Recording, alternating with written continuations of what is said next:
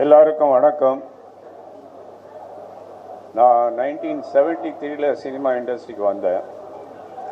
அந்த டைமில் இருந்த நிறைய பத்திரிகை நண்பர்கள், இன்றைக்கி சில பேர் இல்லை, அதிவீர பாண்டியன், சினிமா எக்ஸ்பிரஸ் ராமமூர்த்தி, பூந்தம் செல்லப்பா, இன்னும் சொல்லிக்கிட்டே போகலாம். சில பேர் உடல்நலம் இல்லாமல் இருக்காங்க.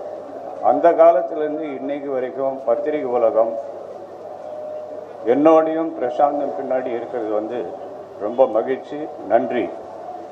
இப்போது இந்த பர்த்டே ஃபங்க்ஷனுக்கு நீங்கள் எல்லாரும் அதாவது பெருமளவுக்கு இந்த விழாவில் கலந்து கொண்டதுக்கு மீண்டும் நன்றி. நான் 1978 ஒரு படம் தயாரித்தேன், மாத்து தப்பது மகான்னு ஒரு கன்னட படம். அதில் ரஜினிகாந்த் வில்லன் ஆக்ட் பண்ணார். அது இளையராஜா அவருடைய முதல் கன்னட படம். அதுக்கப்புறம் நிறையா படங்கள் தயாரித்தேன். பிரசாந்த் அதுக்கு நடிகை நான். பிரசாந்த் நடிக்க வந்த அற்பாடு நடிப்பை நிறுத்திக்கொண்டேன். இப்போ அவருடைய வளர்ச்சியில் அவருடைய படங்களை பண்ணுறது.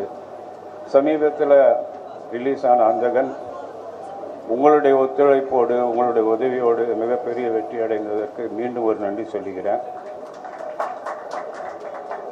அதைத் தொடர்ந்து அடுத்த படம் என்ன செய்வது என்பது ஒரு பெரும் சோதனையாகவே இருந்தது. நிறைய இயக்குநர்கள், நிறைய தயாரிப்பாளர்கள் என்னை அப்ரோச் பண்ணாங்க. ஆனால் என் மனசில் பிரசாந்துக்கு நீண்ட நாளாகவே ஹரிசாரோட ஒரு படம் பண்ணணுன்றது என் மனசில் இருந்தது. அது இன்னைக்கு 23 வருஷத்துக்கு அப்புறம் நிறைவேறியிருக்கு. தமிழ் படத்துக்கு அப்புறம்